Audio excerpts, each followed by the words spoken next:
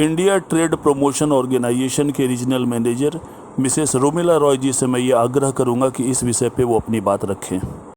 जी जी, बहुत धन्यवाद। हमको बहुत अच्छा लग रहा है कि ऐसा सिचुएशन में हम लोग सब एक जगह हुआ है। That is the most important thing that we have to be come together. Now ITPO आप लोग जानते हैं, ये मिनिस्ट्री ऑफ कॉमर्स के अंदर मेनली हम लोग ट्रेड फेयर ऑर्गेनाइज करते हैं। That is our most important, our main role in the trade promotion activities in the country. तो हम लोग हमारा देश के अंदर as well as outside, बाहर में भी बहुत सारे ट्रेड फेयर करते हैं। Now ये बोलने के लिए हम I would really like to say that here DC Handicraft senior officers are here, MSME, so they are our very close partners. So हम लोगों को जो ट्रेड फेयर होता है generally gem and jewellery section इसमें पार्टिसिपेट नहीं करते हैं, because gem and jewellery section का जो पार्टिसिपेशन का बहुत सारा रेगुलेशंस, प्रोटोकॉल्स, आपका सिक्योरिटी एंगल में बहुत सारा स्टेप्स जो आईटीपीओ का सब फेयर में लागू नहीं होता है। तो बहुत पहले gem and jewellery sector used to participate, लेकिन लास्ट मेरा एक्सपीरियंस से लास्ट 15 से 20 साल gem and jewellery sector does not participate in ITPO trade fairs in with their beneficiaries. Now मैं बोलना चाहूंगी कि इस कोविड सिचुएशन में जैसा एक झटका दिया है और भी देगा, आने वाला दिन we have to face more. So in that situation, ITPO is also open to association like you. आपका जैसा ये परिषद सोच रहा है सभी सन्नकार के लिए, छोटा, मेनली छोटा एंड मीडियम साइज, जिनके लिए सपोर्ट इज वेरी इंपॉर्टेंट। तो आप लोगों का अगर कुछ प्रपोजल हम लोगों का पास आता है कि आप एक पवेलियन, एक छोटा सा जगह लेते हैं, तो ITPO most cost effective way में, जैसे आपका लिए भारी भी नहीं पड़े, लेकिन सभी का तो एक कॉस्ट होता है, कॉस्ट भी उठाना पड़े, ऐसा कुछ बैलेंस करके हम लोग सोचेंगे जरूर से। सो हमारा यही विनती रहेंगे परिषद का सामने सभी सन्नकारों के लिए, जिसका इतना अच्छा क्राफ्ट्समैनशिप है जो सारी दुनिया में दिखाने के लिए, we can really help in this way. This is one point I have to say. I won't say much, सभी लोग हैं, सब लोग बोलेंगे। और एक है आईटीपीओ का एक ट्रेड पोर्टल है, not only ITPO, all trade bodies, government bodies का ट्रेड पोर्टल है, जिसमें बायर्स प्रोफाइल रिफ्लेक्टेड होता है। तो ये भी एक कोशिश हम लोग कर सकते हैं कि आपका मेंबर्स लोग उसी पोर्टल को एक्सेस करें। बट जनरली आप लोग का भी एक्सपीरियंस वही रहेगा कि बायर्स का कांटेक्ट ऑनलाइन से या पोर्टल से आने से काम नहीं बनता है, बट आपको एक डेटाबेस दिया जा सकता है कि ज्वेलरी सेक्शन में ये बायर्स इस कंट्रीज में है। Then we can again suggest to you which are the ways जो आप बायर तक बहुत अच्छी तरह आप लोग पहुंच सके। ट्रेड फेयर तो बहुत इंपॉर्टेंट, एक महत्वपूर्ण प्लेटफॉर्म है, लेकिन कोविड सिचुएशन में आई एम नॉट श्योर कि हम लोग बड़ा ट्रेड फेयर कब बना पाएंगे, because it needs huge people gathering. तो ये तो बहुत सारे कंट्रीज तो अभी सभी सोच रहे हैं, एंड हम लोग कुछ ऑल्टरनेट प्लान्स भी कर रहे हैं ट्रेड फेयर का, जैसे कॉन्टैक्ट प्रमोशन प्रोग्राम, कि एक डेलीगेशन होगा 10 आदमी का, headed by one ITPO officer or another कोई trade body का officer, and then we in Indian High Commission का साथ ताल्लुकात करके एक country में जाके 1-to-1 मीटिंग करने के लिए बाहर का साथ, because we have some database which can be shared, which can be accessed by the people of the industry. So बस हम और ज्यादा नहीं बोल सकेंगे, like because सभी का सुनना बहुत जरूरी है। बट एक बहुत important मैसेज मैं छोड़ के जाना चाहती हूँ कि this is the time, in such a critical time, in such a ravaging disease which is like disrupting everything, we have to work together. तो आपका प्रपोजल के लिए हम लोग वेट करेंगे and we will welcome also and then later on एकदम micro basis पे जो इंफॉर्मेशन शेयर करना वो हम तो जरूर करेंगे। बस यही मेरा जनरल मैसेज है। Wish you all the best and wish you a very safe life and peace. Thank you. Hello hello Umesh ji, मैं एग्जीबिशन के लिए एक बात कर दूं? हाँ जरूर जरूर हाँ जरूर जरूर। Miss Roy, I would like to say, जब आपने कहा एक बार ज्वेलरी एग्जीबिशन हुई थी, हाँ. तब तानिश ने पार्टिसिपेट किया था। तानिश वाज हाँ. स्टार्टेड बाय मी।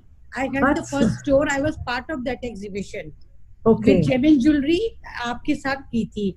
जो अच्छा. आपकी मोस्टली एग्जीबिशन होती है उसमें ज्वेलरी सेगमेंट इसलिए नहीं रहता क्योंकि ज्वेलरी सेगमेंट के लिए you have certain insurance restriction, you must have the CCTV cameras and all, so if you can make a special area, right, and where you can also do, you know, apps ke zariye you can do the transformation of those exhibition to foreign countries through your ambassador. I was already planning one like this in USA, but unfortunately everything got topsy-turvy because of this COVID-19. अब कोविड-19 के बाद हम सबको काम करना पड़ेगा। हाँ. मैं एक ज्वेलर हूँ, ये कारीगर हैं, आप एग्जीबिशन करते हैं, वो टेक्सटाइल रूल्स बना रहे हैं, रेगुलेशन बना रहे हैं, पॉलिसीज बना रहे हैं। We all come together, I am sure हम कुछ ना कुछ कर पाएंगे। और ये हमारा 5000 years old हेरिटेज है। We can't let it go extend. No way, it won't. Right. Thank you. Right, very good. इसमें मैडम मैं कुछ बोलना चाहता हूँ। अगर इस हेलो सरवन जी, जरा सा ब्रिजेश कुल्फिया जी एग्जीबिशन के बारे में कुछ पूछना चाहते हैं। हाँ ब्रिजेश जी बोलिए, आप क्या बोलना चाह रहे थे? नमस्कार उमेश जी, मैं एक तो डीसी हैंडीक्राफ्ट से मैम से पूछना चाह रहा था कि जिस प्रकार जनधन खाते में मोदी जी ने 500 रुपए डलवाए हैं, जिनके मजदूर कार्ड बने हुए हैं उनको केजरीवाल सरकार ने दिल्ली में 5-5 हजार रुपए डलवाए हैं, तो आर्टिजन कार्ड जिन अपने सेक्टर में बने हुए हैं ज्वेलरी वाले के या और शिल्पकारों के, तो उसके लिए गवर्नमेंट ने क्या आर्थिक सहायता दी है या कोई देने का प्रावधान है? ऐसा कुछ योजना उन अंदर में शामिल है क्या कोविड-19 के इस महामारी के दौर में? बहुत बढ़िया। देखिए, कोविड-19 पे हम सब इस बात से अवगत हैं। हमारी मिनिस्टर मैम भी बहुत अवगत हैं और इस ओर प्रयासरत हैं, लेकिन अभी कुछ होगा या नहीं होगा इस पे कुछ कमेंट करने के लिए मैं कुछ अभी नहीं कह सकती। लेकिन सरकार इस प्रॉब्लम से अवेयर है और हाईएस्ट अथॉरिटीज पे ये बातें चल रही हैं और फाइनेंस मिनिस्ट्री के अंतर्गत आएगी ये बात। मैडम अवगत तो है उस बात से, हम आपकी बात से सहमत है, मगर आज 40 दिन हो गए।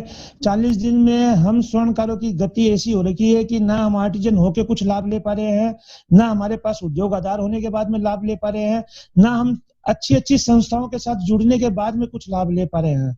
जबकि जब स्थिति सामान्य रहती है तो सभी हमसे लाभ उठाते हैं और इस विपत्ति की घड़ी में हमारा कोई देखने वाला नहीं है। खैर कोई बात नहीं, ये समय की बातें हैं, आगे हो जाएगी। नहीं, ऐसा नहीं है। आप कृपया ऐसा ना सोचें कि आपके लिए कोई देखने वाला नहीं है या आपकी समस्याओं से हम अवगत नहीं है या उसके लिए हम लोग कुछ प्रयास कर नहीं रहे हैं। कृपया ये बिल्कुल भी नहीं सोचें, ठीक है मैडम? प्रयास ये ना 40 दिन हो गए प्रयास में मैडम, फिर क्या कोविड-19 के बाद में होगी क्या प्रयास की गतिविधियां पूरी है? आप इस बात को बताइए। जिनके मजदूर कार्ड बने हुए थे उनके खाते में, और जो सरकारें हैं हाथों हाथ उन्होंने जो भी आर्थिक सहायता देनी थी दे दी। आज 2000 रुपए 500 रुपए देने से सहायता देने से मनोबल बढ़ता है, ना कि उसकी जरूरतें पूरी होती है। चूंकि यहाँ पे मनोबल टूट रहा है कि हम सरकार के साथ में बराबर जो भी उनकी दस्तावेज की पूर्ति के लिए संगठन के द्वारा या हम निजी अपने प्रयासों के द्वारा पूरी करते हैं, उसके बावजूद हमें दरकिनार क्यों कर दिया जाता है? ये सर मैडम चिंता का विषय है। मैं आपकी बात ऊपर तक जरूर पहुंचा दूंगी, जहां तक वो मैं जरूर पहुंचा, लेकिन इस पे मैं कमेंट कुछ नहीं कर सकती। धन्यवाद। चलिए एक बात का जवाब और दीजिए मैडम, कि जैसा कि अभी आपने कहा कि इंश्योरेंस वाला जो आर्टिजन कार्ड को मिलता था वो ये आयुष्मान भारत वाली योजना चालू हो गई, जीवन रेखा चालू हो गई, इस कारण उसको बंद कर दिया गया। तो ये बंद नहीं कर दिया गया, वो सारी समाहित हो गई क्योंकि बहुत सारी योजनाएं थी, तो वो योजनाएं सब इसके अंदर। बिल्कुल, आपने उसमें समाहित कर दिया, मगर उसके बावजूद हमें आर्टिजन कार्ड बनवाने के बाद में भी आयुष्मान भारत के लिए वापस पूरी फॉर्मेलिटी जमा करानी पड़ती है, और कई कई राज्यों में ये पारित भी नहीं होता कि वहां पे इस कार्ड को लागू किया गया। जबकि पहले ये था कि आर्टिजन कार्ड बनने के बाद में भारत जीवन बीमा निगम के द्वारा वो इंश्योरेंस हो जाती थी, चाहे वो भारत के किसी भी राज्य में रहता हो। अब ये सबसे बड़ा इशू हो राज्यों गया। में ये चीज हो रही है, वरना ऐसा है नहीं, ये तो बिल्कुल उसके ऊपर लागू है। अब ये कुछ राज्य विभिन्न कहीं पे कोई प्रॉब्लम आ रही है तो वो हम अलग से देख सकते हैं, हम राज्यों से बात कर सकते हैं। बिल्कुल। अच्छा, एग्जीबिशन के लिए मैं बात करना चाह रहा था sir. Umesh ji, sir exhibition के लिए मैडम मैं ये कह रहा था कि आज की दौर में जो जेम्स एंड ज्वेलरी की एग्जीबिशनें लगती हैं, जिसके अंदर में प्राय खर्चा 3 लाख से 5 लाख 6 लाख रुपए तक का होता है, जो एक मैन्युफैक्चरर और कारीगर वहन नहीं कर पाता। एक्चुअली क्या है कि काम बनाता कारीगर और मैन्युफैक्चरर, उसके काम की उसके कारीगरी की कीमत ज्वेलरी वाले उठाते हैं और उसी का लाभ लेते हैं। और ज्वेलरी वाले भी जब एग्जीबिशन में पार्टिसिपेट करते हैं तो वो बायर्स को ये बोलते हैं कि हम मैन्युफैक्चरर हैं, जबकि जेन्युइन जो ओरिजिनल मैन्युफैक्चरर है वो वहां तक पहुंच नहीं पाता, कारण कि उसको बजट इतना दिखता है कि 5 से 6 लाख रुपए इसको देंगे, एग्जीबिशन में हमें क्या लाभ मिलेगा क्या नहीं मिलेगा वो भविष्य की बात है। तो मैं ये चाह रहा था, आपसे रिक्वेस्ट करना चाह रहा था कि कोई ऐसी एग्जीबिशन सिर्फ ज्वेलरी सेक्टर के मैन्युफैक्चरर लोगों के लिए ऑर्गेनाइज कीजिए, जिसके अंदर में उसका बजट 20,000 से 50,000 रुपए तक हो, और जो हम लोग संबंधित विभागों से जुड़ रखे हैं, जैसे हम उद्योग आधार हमने बनवा रखा है, तो हमें एमएसएमई के द्वारा भी 20,000 रुपए की ग्रांट मिलती है एग्जीबिशन में। हमने डीसी हैंडीक्राफ्ट में भी रजिस्ट्रेशन आर्टिजन के हिसाब से करा रखा है, तो वहां भी हमें कुछ ग्रांट मिलती है एग्जीबिशन में। तो वो लाभ हमें उसमें मिले, जिससे क्या 50,000 की एग्जीबिशन भी हमारे 20,000 के बजट में हो जाए और हम उसमें करने में सक्षम हो जाए। जरूर ये तो बहुत ही इम्पोर्टेंट एक प्रस्ताव है, बहुत ही इसके अंदर में मैडम एक भी बात है कि देखिएगा, बहुत से 5 स्टार होटलों के अंदर में मैडम एग्जीबिशन लगते हैं, वहाँ पे ज्वेलरी के काफी जन भी लगाते हैं, जो कि हमारा कॉस्टली आइटम होने से उसको ज्यादातर करके आप सोचिए कि हम लोग सोचते हैं कि कोई पूंजीपति उसको ज्यादा लेते हैं। अगर उसमें अगर थोड़ा सा हमें लाभ मिले मैडम, कि होटलों के अंदर में अगर हम लोग एग्जीबिशन लगाते हैं उसमें हमें कुछ रियायत मिले, तो उन कस्टमरों को भी फायदा है और हमें भी फायदा है कि हमारा प्रोडक्ट भी उनके सामने जाए कि भाई देखिए ज्वेलरी ऐसे बनती है और इस तरीके से हम लोग उसको डायरेक्ट ले सकते हैं, तो हम लोग अपनी मैन्युफैक्चरिंग और ज्यादा बढ़ा सकते हैं, कस्टमर हमारे पास में और ज्यादा आ सकते हैं।